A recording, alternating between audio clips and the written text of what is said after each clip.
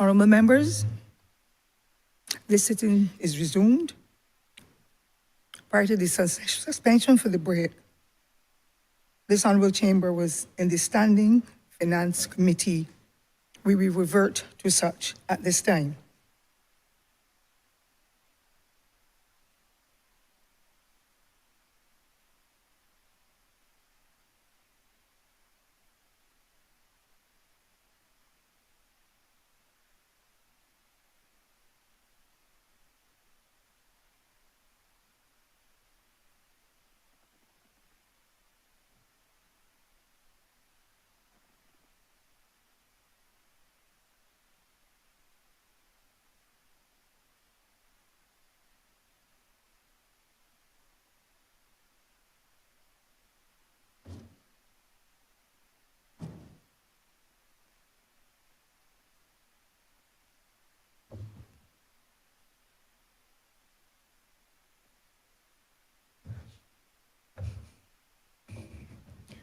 This Honourable House is now in Standing Finance Committee.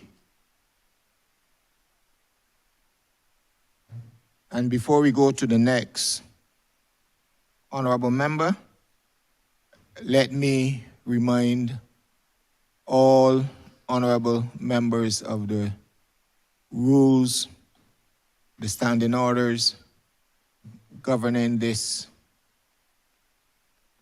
aspect of our deliberations.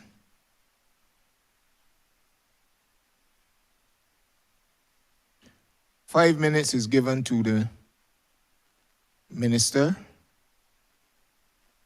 to respond to any questions which may be directed at him. Public officers are given 3 minutes to respond to any questions directed to them through the Minister. Honourable members are given 3 minutes. Your question should not exceed 3 minutes.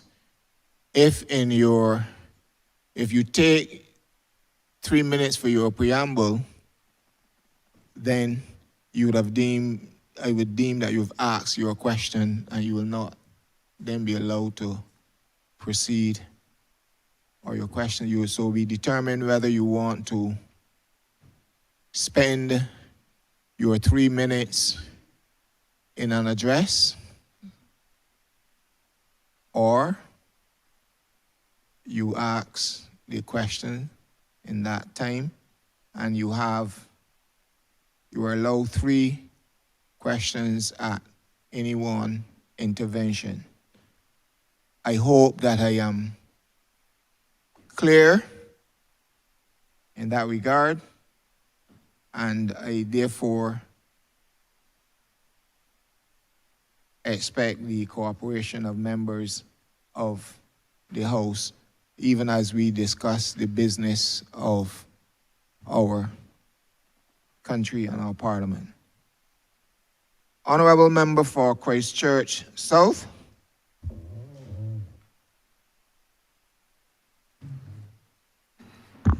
I'm obliged to you, Mr. Chairman of Committees. Good afternoon. And good afternoon, Minister and parliamentary colleagues and members of your team. Mine are really 3 simple questions. I'm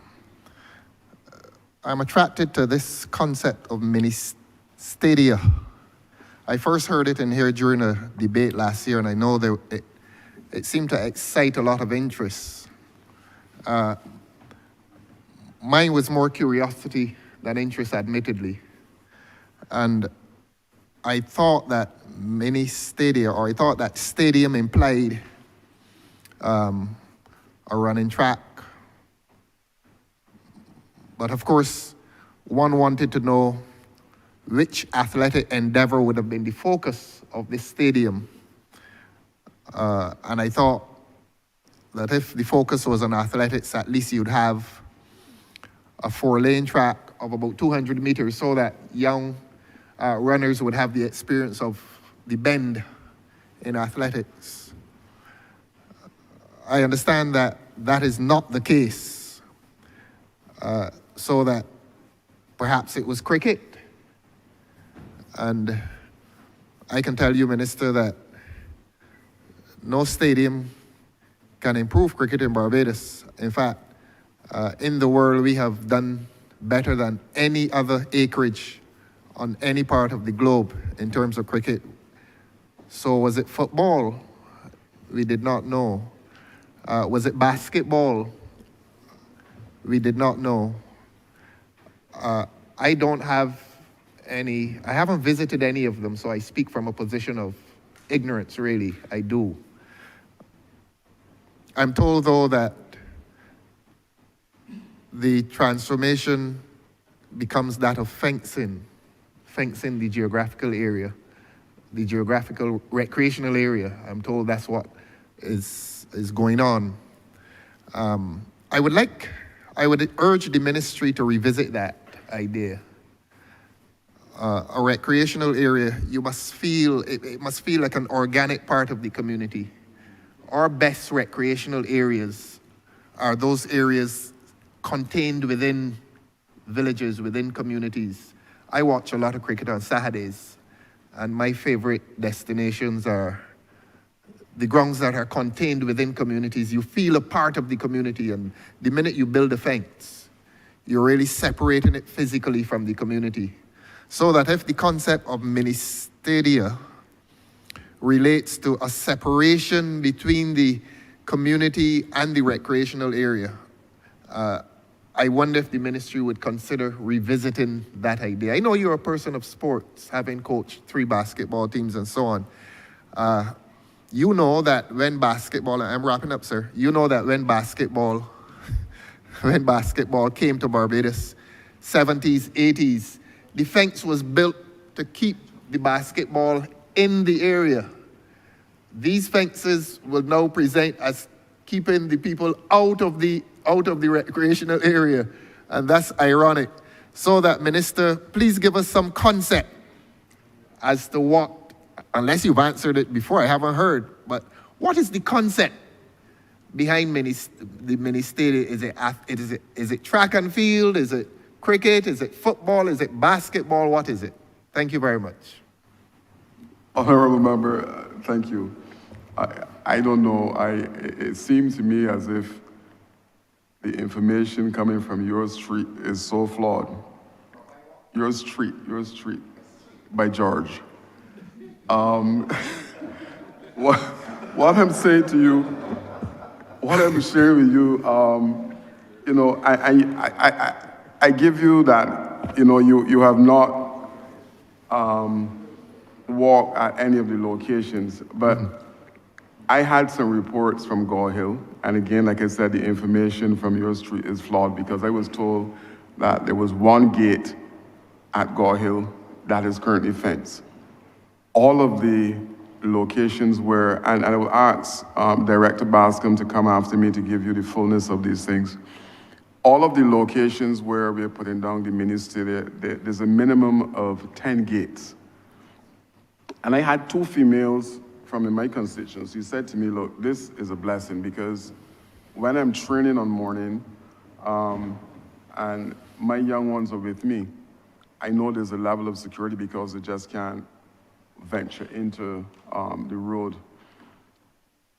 If you ask the St. Michael's School if this project is working, you will get a resounding yes, because Glow Sports was held at Briar Hall, and it allowed the St. Michael's School to close the other 9 gates, have 1 small gate open to take money for persons who entered Briar Hall. Thousands of dollars were made by the St. Michael's School as a result of gate receipts at Briar Hall. The honorable member for the area was there with me only recently at a cricket match. But this belief that we are fencing locations and we're stopping the communities from having access is not the case at all. But I will allow Director Bascom to speak to you in some details about what is really entailed as it relates to our mini stadia. Thank you.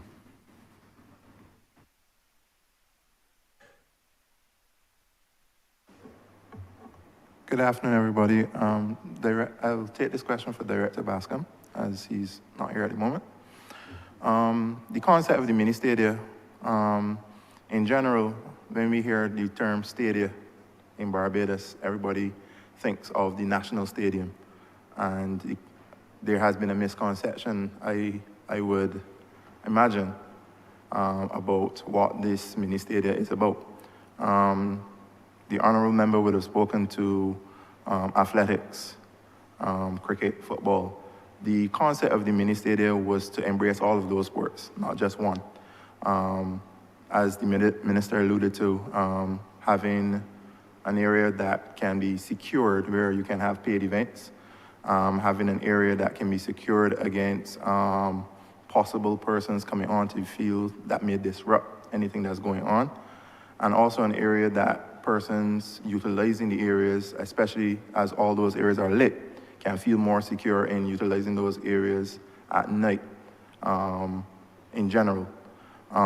Sports-wise, it allows for teams to practice well into the night, feeling secure at those locations.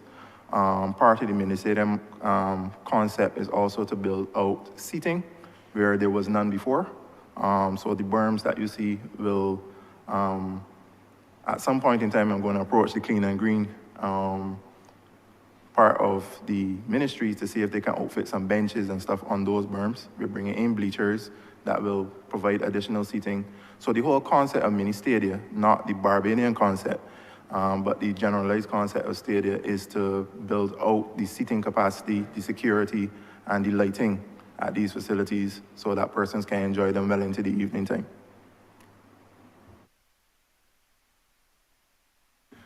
All right, I appreciate the clarification and hold the position of my street, to quote the minister, that you may consider or you may reconsider your plan to do 13 of them. Nobody approached me. To do 13 of them, and the government probably should think of doing 3. One in the north, one in St. Michael, and one in the east. So north, south, east. 4 if you can afford them. Well, that's south. That's south. And that's south. And if the government needs to determine where is its focus. Is it cricket? And as I said, nobody can teach a Bajan how to play cricket or where to play cricket now. We played it in the passage at home. We opened the gate and played it in the yard. And the fast ball used to run in from in the road. So you don't need cricket stadia in Barbados now. If the effort is to produce more Obedelis and Shadow Williamses and so on, please consider 3 facilities with at least, I would say, at least a 200 meters track. If you're more ambitious, if you have the money, if the Ministry of Finance is willing to spend some of the money it spends on travel and spend it for young people in Barbados, do 4 4-lane tracks at these 3 locations and encourage track and field in Barbados. Rather than, as the gentleman said, focusing on seating. Minister, you spoke about Glow Sports, where it seems that the emphasis is on collecting money. The emphasis should not be on collecting money. The emphasis should be on encouraging young athletes at the local level to participate in sports. So with all due respect to you, with all due respect to the government, I think the thing is misconceived, and I think that young Barbadians may be misled into understanding what these mini stadia are about. If it is athletics, and we need to encourage our athletes, Jamaica, if we want to catch up with Jamaica quite literally, we may need to do stadia. A 4-lane, 400 meters track in 3 locations of Barbados. Minister, you may be surprised that in 10, 15 years, we have some of the world's best sprinters. Right now, a fellow who lives in St. Lucie, who cannot get to the national stadium, what's he gonna do, run on the grass? So please revisit the idea. and create 3 mini stadia that are genuinely mini stadia with a football field or a cricket field in the middle. That's easy. So please let me go on to my next question. That's my follow-up. Minister, my next question is simple. What is your ministry's relationship with the BCA and the BFA, 2 of our staple sports in Barbados? We tried with basketball. I know you're a basketball coach, and you and I love the game. And the BFA. Those are 2 of our most important institutions in this country. The BCA has done more for this country than a lot of politicians. You don't mind me saying that. The BCA, the Barbados Cricket Association, and the Barbados Cricket League, which is in decline and which needs to incorporate with the BCA, that's one of the most important social institutions in this country. And the BFA, which caters to thousands of young men and now women. What is your ministry's formal or informal relationship with those 2 institutions, which are as important as our political institutions, including 111 Robert Street? I take it you know where that is. Can't find it. Honourable member, to answer your question, yes, there is a relationship between the Ministry of Sports and the BCA and the BFA. Last year, we launched our community sports program, community coaches program, and the first cohort was 20 plus football coaches to expand football at the grassroots level, because it is a mass-based sport and is one of those areas that we figure we can inject some assistance. So that particular community coaches program was put in place. 20 individuals who are interested in coaching at community level. One of the things we asked them to do is to form a team, club, so that 2 things. 1, they can hone their skills, and the other thing is that they're able to engage at least some youngsters in some constructive activities at the community level. So we're working with BFA. I had a meeting recently with the head of CONCACAF and the president of BFA at my office to look to see how we can work a little closer together in terms of achieving some things in football. So the workload or the working together with the BFA is currently on the way. In terms of the BCA, yes, we are working with the BCA as well in relation to the development of cricket. I believe sometime later this month, my ministry will be launching a cricket captains program where one of my officers, Jamal Smith, is tasked with rolling out that program where we prepare young captains to be able to stand on their own. He would have indicated at present, you have a coach who is sitting in the pavilion and signaling on the field to captains where to position players and different things in relation to the rollout of the game. So we have a young captains program going.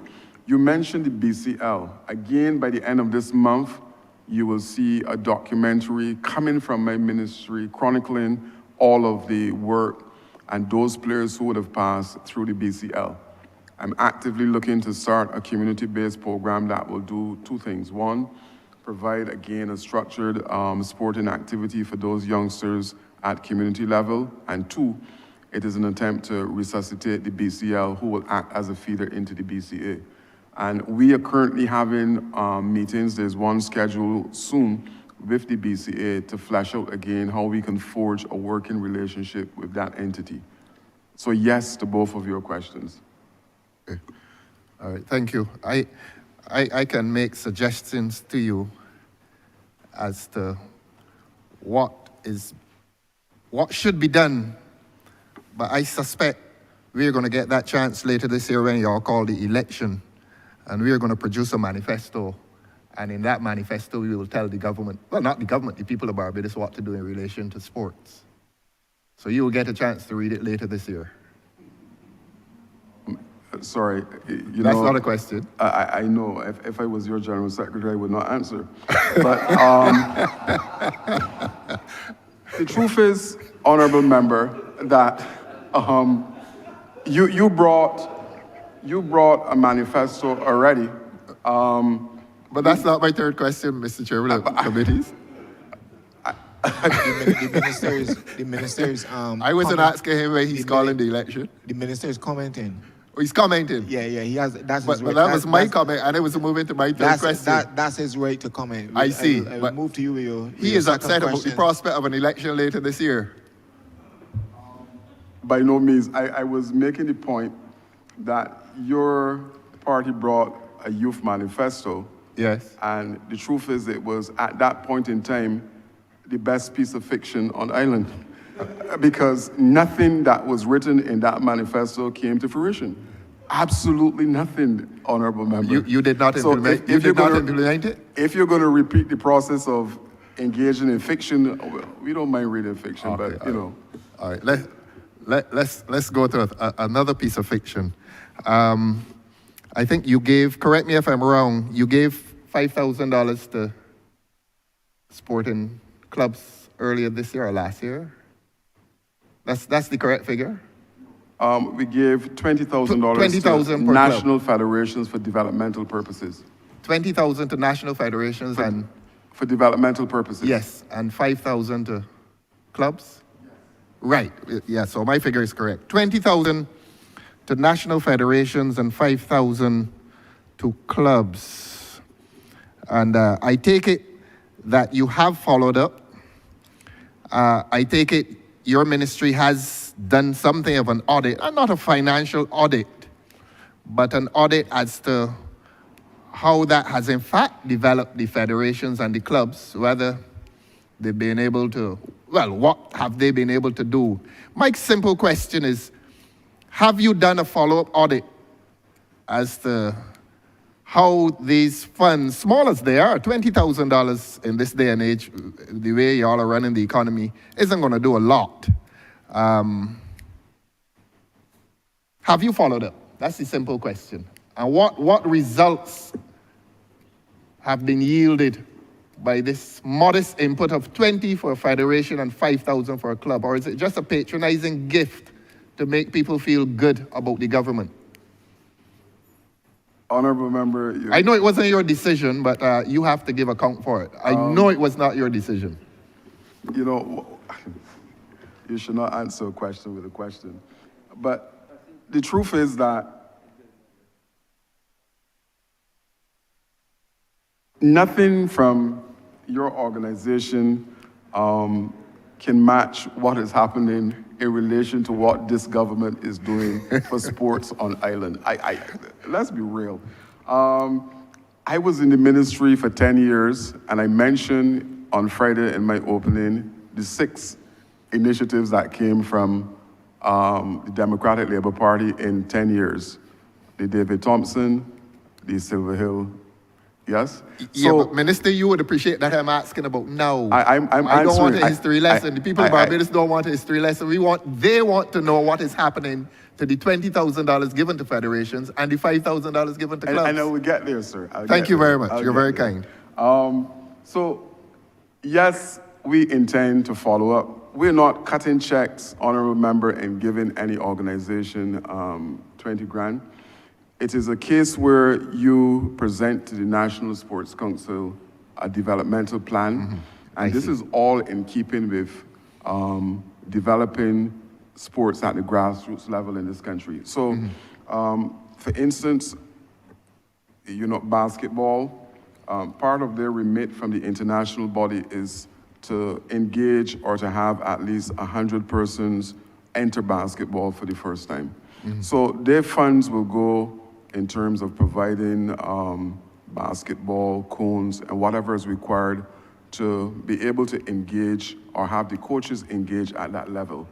Of course, this is a responsible government, so we're going to follow up and we're going to do tracking in terms of making sure that those persons who source the funding from our ministry are doing exactly what they're supposed to do. So we're not just handing out checks or handing out money and saying, go and do your thing. That is not the case.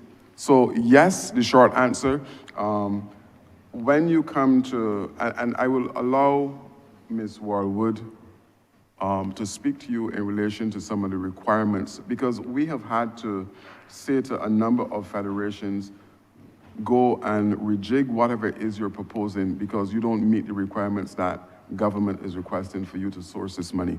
I'll ask Ms. Wildwood to speak to this in a little more detail for you. Thank you. Good afternoon all. Sabrina Warwood, Senior Accountant, National Sports Council. In relation to the $20,000 given to the national federations, the requirements that had to fulfill, as the minister indicated, was their developmental plan. A part of the developmental plan was actually a community base. So we actually had to meet with a good few of them because their plans were more strategic, 3-year, 5-year strategic plans, but we really wanted to find out how they were going to go into the communities to showcase their sport, to get new blood into the necessary federations. So we have actually started to do follow-ups. We have a few associations, table tennis, for instance, they're starting their program. I know for sure cheerleading. I know that's not one of the typical sports we know already in Barbados, but cheerleading has actually started their community program at the Passage Road facility every Sunday from 1 to 3. So if you have any young girls out there that's interested in learning cheerleading, so put a little plug for the Cheerleading Federation at this point in time. In relation to the... I don't have any young girls. But you have constituents that might have some young ladies. Sorry, I'm sure. I was talking. In relation to the $5,000 for the clubs, we have not given them the funds. What we've done, we've asked them to indicate what they need for their programs. And based on what they need, we will then source the equipment, and it's for equipment and gear for those clubs. So that's for clarification. Okay. And what I'd like to say to you is a very special welcome to this place. In case the public does not know who you are, I want to extend to you a very, very special welcome. And you know that's from the heart. Thank you, sir. Good too. Those are mine. I'm coming back now. Thank you. I'm sure the minister is waiting. Thank you, Honourable Leader of the Opposition. Honourable Member for Christchurch East. Mr. Chairman, I thank you for recognizing me. I'm glad you clarified at the beginning of this session the rules in relation to the 3 minutes and the 3 questions and made it pellucidly clear as to what the rules are and the obligations on the persons who are either explaining, introducing, or asking questions. And I find it particularly interesting based on some comments that would have been attributed to the member for Christchurch South over the weekend in the press, where he complained about the format for the estimates. And he said that he was limited to 3 minutes and to 3 questions, and that you effectively can't ventilate anything in 3 minutes or 3 questions. Now, sir, last week, I noted in one session of his asking questions, he asked about 17 questions. Your Honor, what is the Honourable Member doing? Do you know? I am using my 3 minutes. You can time me because I timed you. Of the opposition, Just a point of elucidation, sir. he is utilizing the My 3 minutes. time that he has. Oh, so you know what he's doing? Yes. Oh, I see. Just as you should also The rest of us utilize don't. the 10 minutes that you have Yes. for your opening and Yes. the subsequent 3 minutes that you have Yes. for questions. Yes, just a point of clarification. So now he knows what he's doing, or he should know. Right, sir. And actually, I find it very interesting that the Honourable Member interjected just now, because after you plainly and clearly set out the rules, from 12:06 to 12:10 to 12:12 p.m., he introduced another question. That was answered. Then from 12:16 to 12:20, he introduced another question, which was answered. And then from 12:25 to 12:31, he introduced something and then didn't ask anything. So, as opposed to 3 minutes, after you explained what was going on, he took up about half hour, sir. So I don't know. I mean, either it is that we're going with the 3 minutes or that we're not. But I go to my first question, sir. Remember, you need to move on to your question. And Yes, sir. Thank you very much, sir. I would just let the record reflect, sir, that every courtesy is extended to the member for Christchurch South, because I was supposed to go just now and I deferred to him to allow him yet another chance to further ask questions. So I think this format, the estimates, is working very well for you. Minister. Minister, we've spoken about the stadia and the improvements to grounds in Barbados, and also the timelines. I notice that your budget does not appear to have significantly increased, but I do notice that there are certain projected developments on the cards. I want in particular to ask about one of the areas that was designated as a mini stadia, and that was in Parish land, because we have this quite awkward situation that we have about 5 football teams in Christchurch East and all have the same home pasture right now, which is Inchmarlow, because there's no other pasture or playing field in the whole of Christchurch East that's fit. We were advised that Parish land was on the cards. I have, in good faith, represented that to all the persons who are interested in using Parish land. So I'm just wondering exactly where is the plan for Parish land? When is it due to start? When can we expect to have it finished? And will it be started this financial year? Yes, that's question number 1. Thank you for the question, Minister. I will ask the Director of the Sports Council and Mr. Matthias to answer your question. Both of us can answer. Since Mr. Matthias is the more technical man, I can defer to him. So, Nicholas. Good afternoon, everyone, again.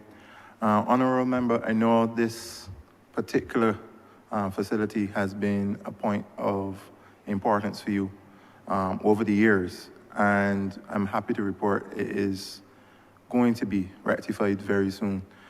It has fallen under the mini stadia project, which means it will get the what I've explained before in terms of what all the mini stadia are going to get in terms of seating capacity, that sort of stuff, for security and other reasons. Also, the pavilion, it is one of the ones that were in dire need, that was in dire need of repair, and we have so far gotten the invoice and subsequent provision of the check for the mobilization to get the roof started. I also can report to you that we will, at some point in time in the new financial year, get that pavilion painted as well. We have sent out purchase orders to C.O. Williams, and included in that is Parish land for a regrade. We do acknowledge that there are many football teams that are at Inchmarlow, and the cricket team as well, you are aware. And we need to take some of the stress off of that facility, and Parish land is the adequate facility to take that stress off of it. And we endeavor to get that facility up and running, if not by the end of this financial year, well, at least within the first month of the new financial year. Sir, I'm almost afraid to ask anything else, because that news fills me with such hope. So just so I'm clear, and you perhaps the first person who sat here and been prepared to give timelines, so I'm writing this down. So you said you start in this financial year, and we expect that Parish land should be usable, thanks for your pen, within the first month of the next financial year. I didn't say usable, Honourable Member.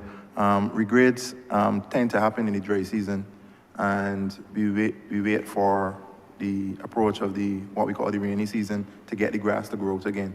So it will be some time before full use of the field comes into play, but we will finish that aspect of the construction, rehabilitation of the facility by the end of April.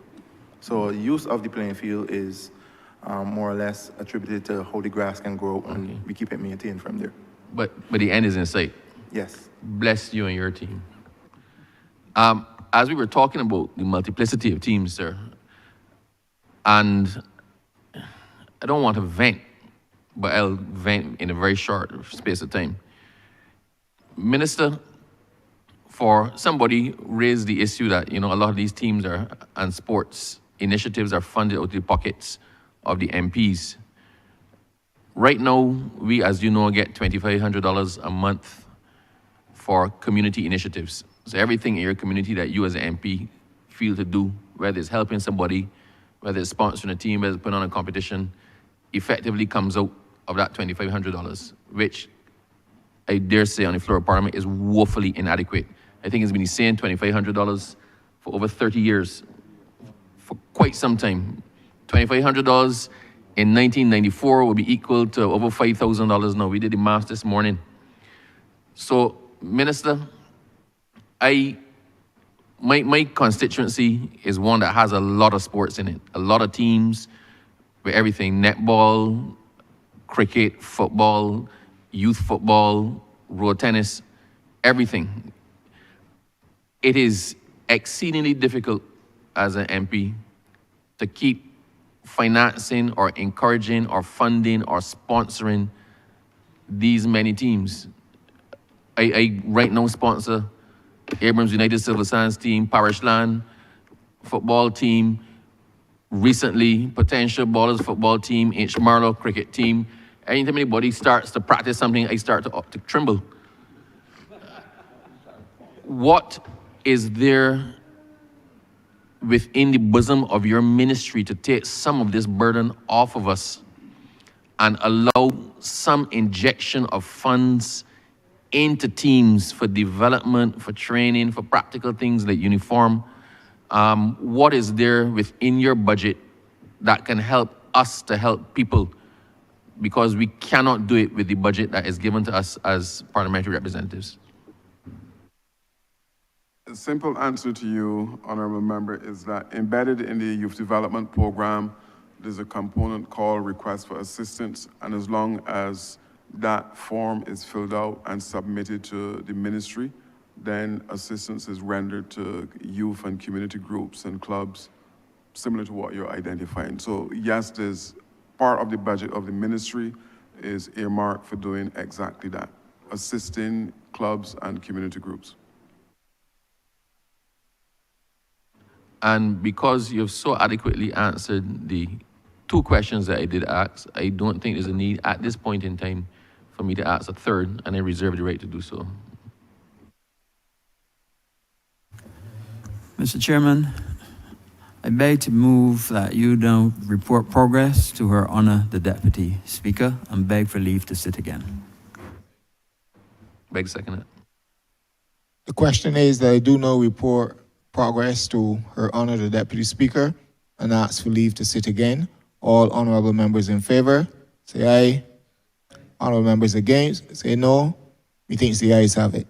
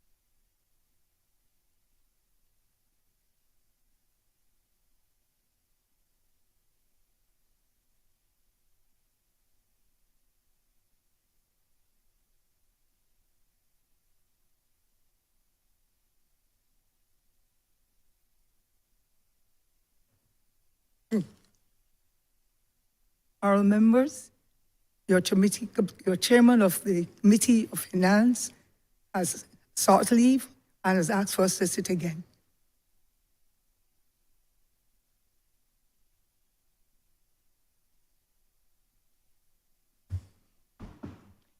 Madam Deputy Speaker, I beg to move the suspension of the House until 2 p.m. The question is that this House be suspended until 2 p.m. Honourable members in favour, please say aye. Those against, please say no. We think the ayes have it. This Honourable Chamber is suspended until 2 p.m. this afternoon.